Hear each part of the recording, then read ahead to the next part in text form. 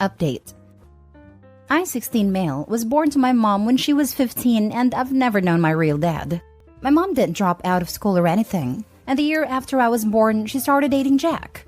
And when they went to university, I obviously got left behind with my grandparents. Mom and Jack got good degrees, got married, and moved to Vancouver. My mom's always been in my life. She would still come home every weekend just to cuddle with me and would always give me these nicknames, but calling me her special guy was her favorite one. She'd always bring me back presents and gifts and spend the whole time playing with me. She's the one who paid for my tutoring and after-school stuff and would try and make it to games and stuff like that. Jack wouldn't always come with her, but it was always fun when he would. He's taken me fishing with him a lot of times, and we even went camping for 2 weeks together once. But never again, because I hate camping. But when I was 10, my mom and Jack had a daughter and then another girl 3 years ago. I don't really know them, especially because my mom stopped coming over as much after they were born. We don't cuddle anymore. We did on my birthday, but that's it. No more cute nicknames for me except for special guy. It's like they all got transferred to her daughters. No more gifts, and the worst part is, she doesn't come to my games anymore. It was okay with me before, because they still had a spare room in their house and I could go there when it's time for university. Yesterday, my mom FaceTimed and she had the big announcement that she was going to have another baby, and it was a boy. And now she'd have 2 special guys. I guess she saw how sour my face was, because she asked what's wrong. And I don't know, I just admitted how jealous I was that her daughters got her so much, and now her son was going to get her. There wouldn't even be space for me there when I had to go to university. And I guess what I said affected her because she started crying and wouldn't stop and had to hang up. My grandparents are mad that I made her upset and think I don't value them now or something. Jack phoned me and he's mad because my mom thinks it's a mistake now to have another kid. And also mad at me, and he was like, why would I ever think they wouldn't have a room for me? I feel like I really messed up telling her that. And here I am at school writing about it on Reddit because I can't stop thinking about it. Now for the top comments before reading the update. I don't know why all the adults in your life are blaming you, a child, for your very valid feelings about this. They should be trying to make you feel more comfortable and included, rather than try to smother your genuine feelings. Your mom feels bad because she should. She's in her 30s now. There's no reason why she can't be around you anymore. There's no reason Opie should be living with his mother. If she's supporting her own family and having kids, the grandparents' time of raising Opie should be over now. I question why Opie's mom doesn't have him living with her.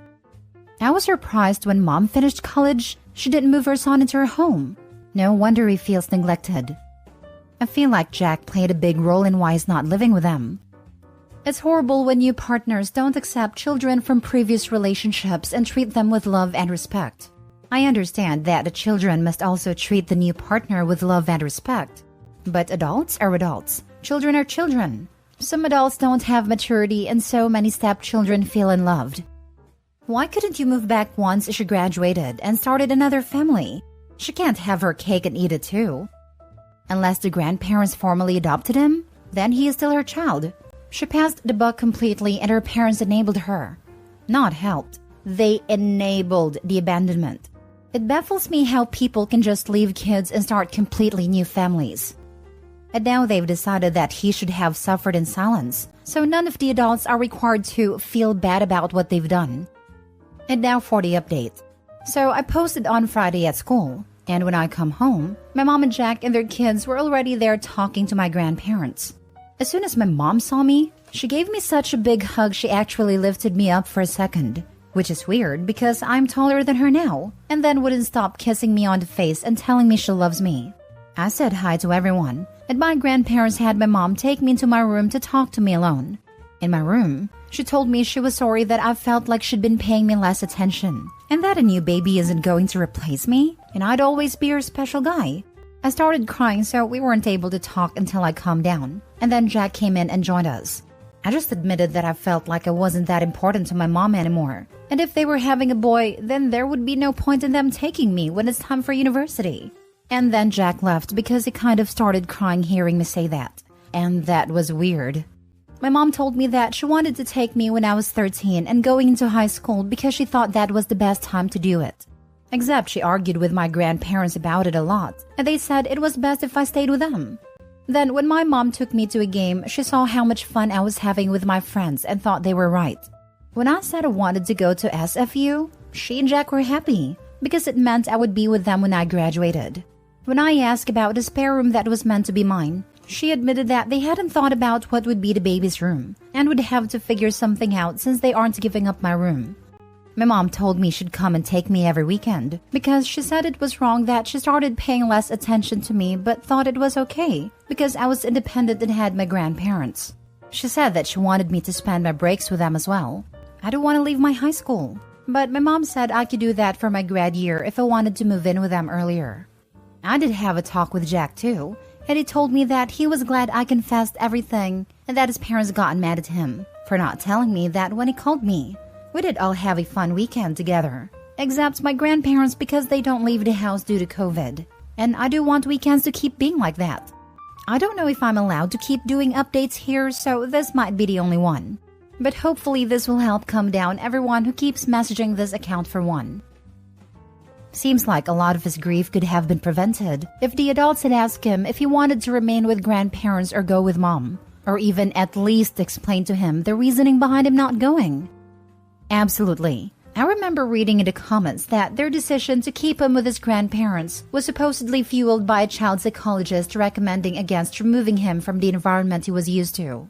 But he was like 10 years old at that point. Shouldn't they have taken his opinion into consideration? Truly a sad situation for OP. I hope things turn out well for him. A psychologist told my parents to make me homeless when I was struggling as a teen. There are some bad ones out there. A psychologist told me a few weeks ago, during a first appointment by telephone where it was clear she was driving and not paying attention to me, that I couldn't have been diagnosed as being on the autism spectrum because I seemed fine to her, and I just needed to go out and meet people. Then she recommended I read a book on Freud and ended the session 20 minutes early. So yeah, some therapists are absolute joke. I'm glad about the outcome, but I despise how the first reaction after a teen voicing their feelings is anger and guilt-tripping from all adults involved. The kid is 16, voices how he feels and why, and stepdad gets mad, grandparents get mad and jealous. It's infuriating. Also, no one ever communicated with him. At least Opie learned that skill. I couldn't agree more. The poor kid was basically left alone to feel like he was the one who did something wrong, when all he did was voice his very valid feelings. Every adult in the story, not just the mother, should seriously apologize to him for how they reacted to this whole thing, and I really hope they all learn to communicate with OP better. It could have been just a choice of word by OP. However, if his mom actually said, "I'm sorry you feel like," that's such an a-hole thing to say. You're basically saying I don't agree with how you're feeling. I've read several posts of parents getting remarried and or having more offspring and just almost forgetting their first offspring exists. Like they think they can get a total do-over at being a parent, and are Pikachu shocked when their offspring voiced displeasure. Yes, lady, your son who you have kind of forgotten about is not gonna be exactly thrilled when you tell him you're gonna have another son when you barely interact with him as it is. Then in like a decade or two, the parents are gonna be shocked that their offspring wants nothing to do with them and just have no idea what they did wrong. Last story. I don't feel guilty about the loss of my sister's son. So I, female 24, was 7 or 8 at the time this happened. My older sister Susan, 37, was 20 or 21 and she had a newborn baby.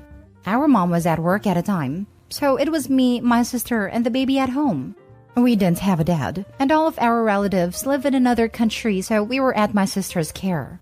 My sister was always someone who likes to go out with friends, to parties, and wasn't often home, until she was pregnant and had the baby. So, she only could go out and have fun when our mom had a day off. Our mom was always understandable of my sister, being that she was now a single mom too as the baby's father bailed out, and Susan missed her friends and her previous lifestyle. But was also angry sometimes because her day off was spent babysitting my sister's child, cleaning and cooking. And with time, there were more and more arguments, since my sister only cleaned her room and only cooked for herself. Sometimes I tried to intervene, but my mom only sent me to my room. So this day, I remember I was watching the TV at a time, and Susan comes up to me and says that she's going out with her friend for only a couple of hours and that I had to take care of the baby. I never liked babies, and no one bothered to teach me how to care for one, only that they drink milk from a bottle and that they use diapers. I was a little shocked and scared, and said that she was supposed to take care of us, and I didn't know anything at all about babies. But my sister ignored me and told me to just take care of him. A little while later, the baby started crying, so I went to my sister's room and tried to figure out what he wanted, but started to freak out. I ran to the kitchen and tried to give him the bottle, but he didn't want it. I tried to give him toys, his blanket, and didn't want it. I tried everything I could think of at a time, but he only cried louder and louder, and I was getting more scared and ran to my room. I put on headphones and hid under the covers and hoped that either Susan or my mom would come home soon, and fell asleep.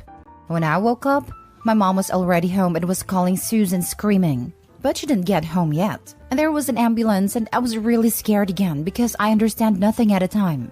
And my mom came up to me and hugged me and asked where Susan was, and I told her what happened.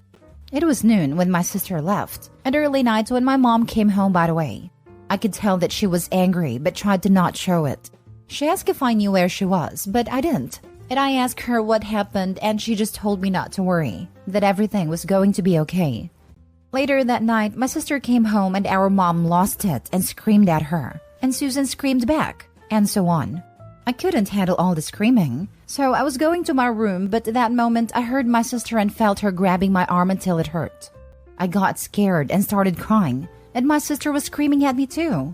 I don't remember most of what she said, but I remember bits like, "It was your fault," and "You're a little monster," until my mom made her free me and I ran to my room and locked the door. The days later after that, Susan was cold and ignored me. She was either in her room or out, but when she was home, I was afraid of being left alone with her. So I began locking my bedroom door often until my mom was home. Things worsened when Susan came home smelling of alcohol and screaming at me to open my door sometimes. I never did because, again, I was terrified. And my mom had enough and kicked her out. A few months later, my mom got therapy for her and me separately. My mom never told me anything then about what happened, and I never saw my sister again until I was about 17. I used to ask my mom how she was, and she just told me that she was doing good. When I saw her again when she came home to visit, and I was a little bit in shock and on edge. I was glad to see her, of course, but also weirded out because I remembered how she treated me when I was younger. It was my mom's day off, so we were all in the kitchen talking about normal stuff like work, grades, relatives, etc. Until my sister out of the blue says that she thinks she deserves an apology. I was confused and didn't know if she was referring to me or mom.